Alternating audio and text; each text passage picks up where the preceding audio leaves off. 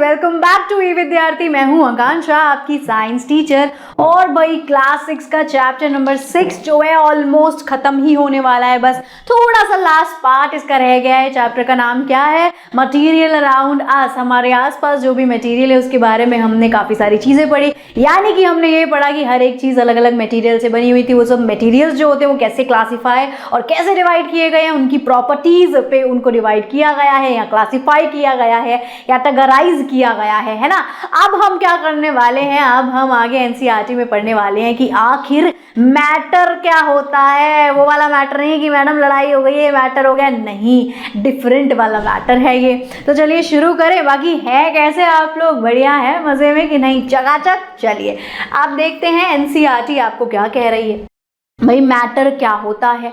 ठीक है, मैटर भाई कोई भी ऐसी चीज जो एक स्पेस कवर कर रही है और उसके अंदर एक मास है। ठीक है, मास मतलब वो हमारा मसल मास वगैरह नहीं, ठीक है, मतलब आप सिंपली मान लो वेट, वजन। वैसे तो वेट और मास में डिफरेंस होता है। अब डिफरेंस क्या होता है इन शॉर्ट बता देती हूँ, अदरवाइज आगे बड़ी क्लासेस में आपको ये बताया जाएगा डिटेल में, है ना, वरना आप बोलोगे मैडम एक्स्ट्रा पढ़ा रही है। ठीक है, तो भाई मास और वेट में डिफरेंस होता है। क्या डिफरेंस होता है? अब मास जो है, अगर मैं अभी अर्थ पे हूँ, मून पे हूँ, किसी और प्लैनेट पे हूँ, तो मेरा मास जो है वो एकदम सेम रहेगा। अगर किसी चीज का मास जो है वो एक अर्थ पे 1 kg है तो मून पे भी 1 kg रहेगा, किसी और प्लैनेट पे भी 1 kg रहेगा। लेकिन जो वेट है, जो वजन होता है, वो अर्थ पे अलग है किसी का, मून पे वो अलग हो जाएगा, किसी और प्लैनेट पे वो अलग हो जाएगा। क्यों? क्योंकि भाई अर्थ पे एक ग्रेविटेशनल फोर्स, एक ग्रेविटेशनल पुल होता है, उसकी वजह से जो हमारा वेट आता है, यानी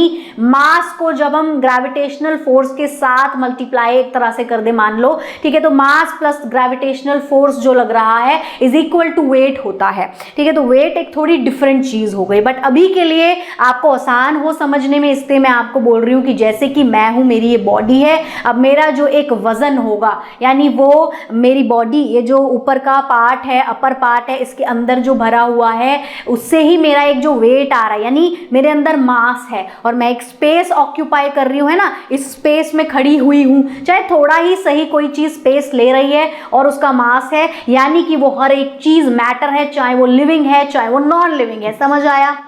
चलिए अब देखते हैं क्वांटिटी की बात। अब जो मास होता है उसको कैसे मेजर करते हैं? जैसे मम्मी पीछे दुकान पे भेज देती, जाओ बेटा दाल लेकर आ जाओ। अब मान लो उन्हें दाल जो है ज्यादा चाहिए, 1 किलो 2 किलो 4 किलो, है ना, तो आप 1 kg 2 kg 3 kg, वही किलो मतलब kg ये बोलते हो, है ना। लेकिन वो बोल रही है कि हम दोनों ही है बेटा खाने वाले, काम करो थोड़ी सी लेकर आना। अब थोड़ी सी कितनी? मेजरमेंट क्या है? तो वो बोल रही है 500 ग्राम लेकर आना। ठीक है, 500 ग्राम। ठीक है, तो ग्राम यानी कि आपको इससे क्या समझ आया? एक छोटी यूनिट होती है और जब वो यूनिट बढ़ती चली जाती है तो हम उसको केजी में बोलने लग जाते हैं। किलोग्राम एक बड़ी यूनिट होती है, यानी कि 10 ग्राम 20 ग्राम 100 ग्राम 200 500 1000 ग्राम तक आप ग्राम बोलोगे। फिर जैसे ही 1000 ग्राम को आप 1 kg भी बोल सकते हो और उसके आगे की यूनिट्स को आप केजी में ही यूज करोगे। So 1000 gram is equals to 1 kg होता है। ठीक है, अब ये मास की यूनिट होती है। मास के लिए हम क्या मेजरमेंट यूनिट यूज करते हैं? क्या ऐसा यूनिट है उसकी? केजी और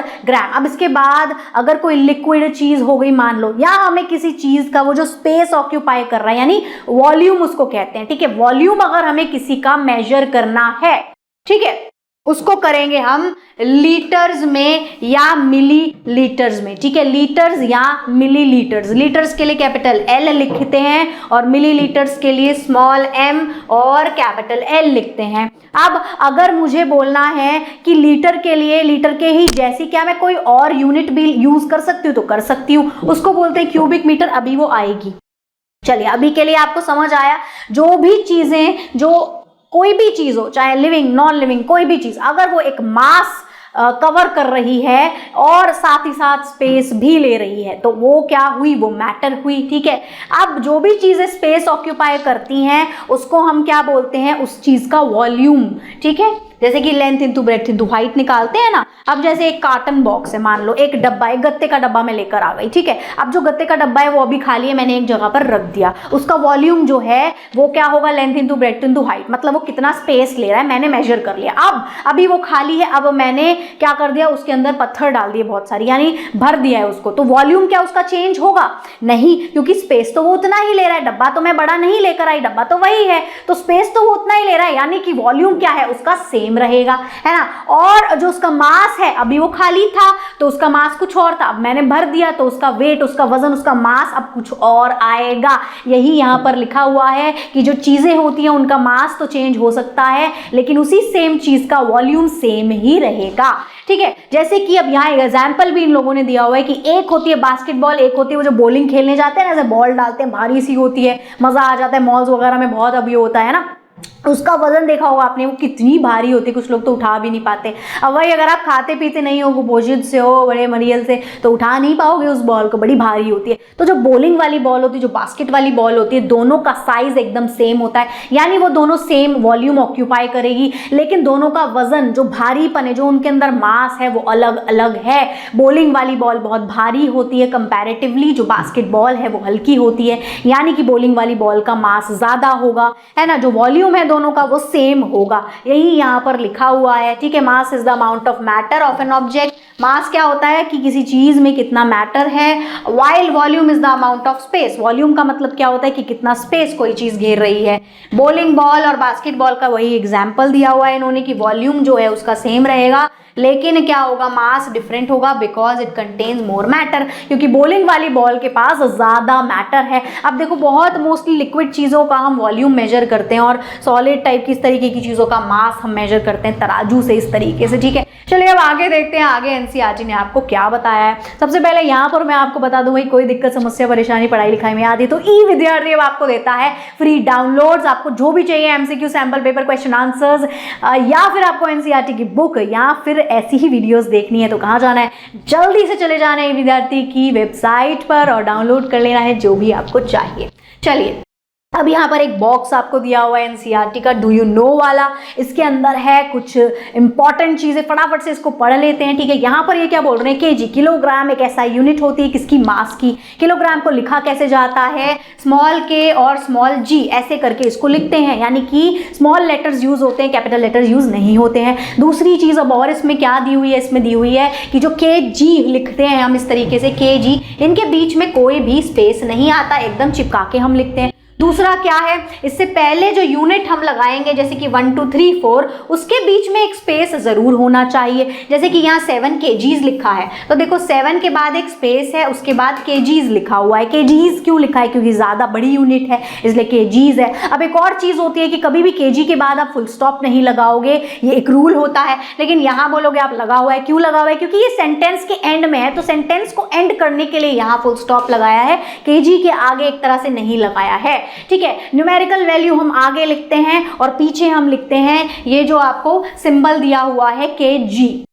अब चलिए सिमिलरली लीटर जो है, लीटर में एल कैपिटल आता है, ऐसे ही इसकी छोटी वाली यूनिट होती है ml यानी मिलीलीटर, उसमें m स्मॉल और l कैपिटल आता है, ठीक है। अब इसको भी कैसे आप लिखेंगे, जैसे आपको कोई चीज लिखनी है 500 मिलीलीटर, 500 मिलीलीटर आपको बताना है, तो आप क्या करोगे, आप लिखोगे इस तरीके से 500 और बीच में थोड़ा सा गैप डालोगे, फिर लिखोगे स्मॉल m कैपिटल L, ठीक है। सो अब ये समझ आ गया कैसे लिखना है आपको। उसके बाद एक और यूनिट होती है मीटर, ठीक है, क्यूबिक मीटर, ठीक है। क्यूबिक मीटर जो है, क्यूबिक मीटर वर्ड से आप पकड़ेंगे, क्यूबिक माने 3, ठीक है, क्यूब माने 3, क्यूबिक मीटर। अब अगर ये 3 आप नीचे लगा दोगे, 3 छोटा सा बिल्कुल मीटर के ऊपर आता है, अगर आप इसको नीचे लगा दो, इसका मतलब 3 टाइम्स हो गया, metre into 3 time, metre metre metre, metre into metre into metre. अगर मेरे को ऐसे लिखना है, इसको खोल देना है तो मैं ऐसे लिख दूंगी, ठीक है, बट वैसे क्यों ही लिखना है, तो क्यूब का मतलब हुआ मीटर 3 टाइम्स, ठीक है। सो आप बोलोगे क्यूबिक मीटर क्यों हम पढ़ रहे हैं, क्या है, इसलिए ताकि आपको आगे जाके कंफ्यूजन ना हो,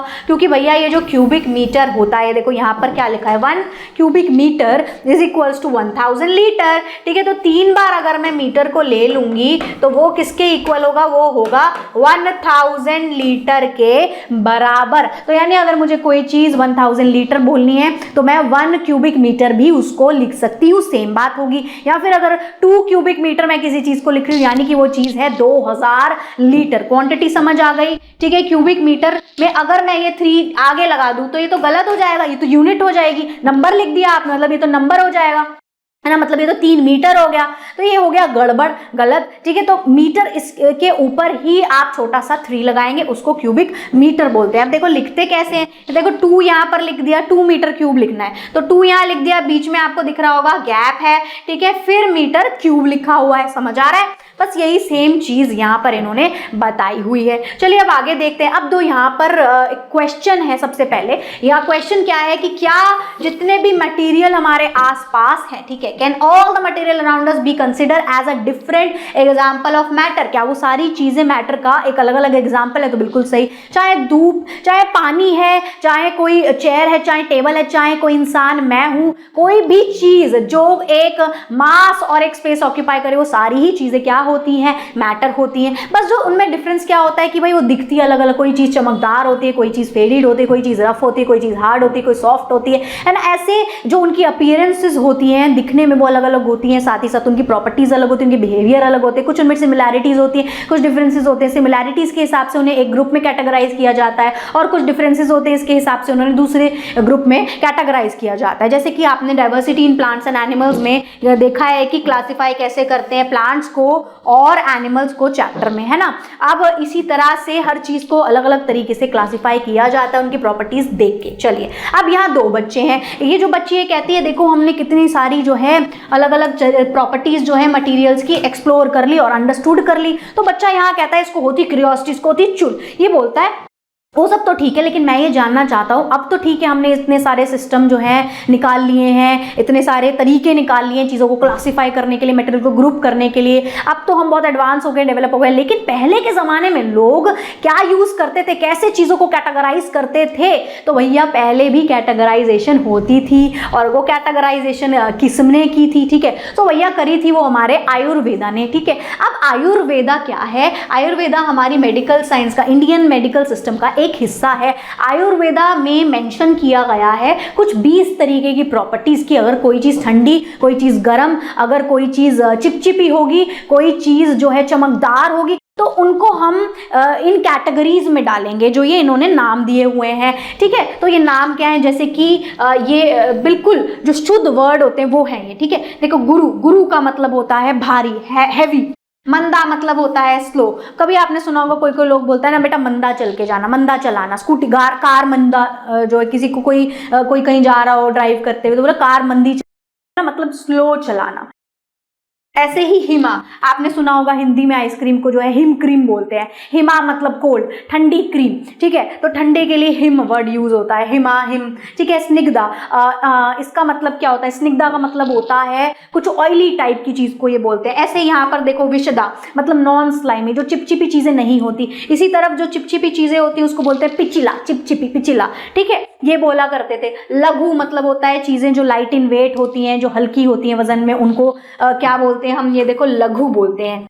ऐसे ही यहाँ पर 20 तरीके के जो है प्रॉपर्टीज दी हुई हैं, जिस प्रॉपर्टीज के हिसाब से चीज़ों को पहले कैटेगराइज किया जाता था कि अगर कोई चीज़ चिपचिपी है तो भैया उसको क्या बोलेंगे, अगर कोई चीज़ चिपचिपी नहीं है तो उसको क्या बोलेंगे। चिपचिपी है तो हम उस चीज़ को क्या बोलेंगे कि वो चीज़ पिचिला है, पिचिला की कैटेगरी में उन चीज़ों को डाल देंगे। ठीक है, इस तरीके से पहले क्लासिफिकेशन किया जाता था। आई होप कि आपको बहुत अच्छे से अब ये सब कुछ समझ आया होगा। अब ये चैप्टर इसी के साथ हो जाता है समाप्त। अगली वीडियो में हम करेंगे क्वेश्चन आंसर और फिर करेंगे MCQs। तब तक के लिए बाय बाय क्यूडीज, फिर मिलेंगे अगली वीडियो में।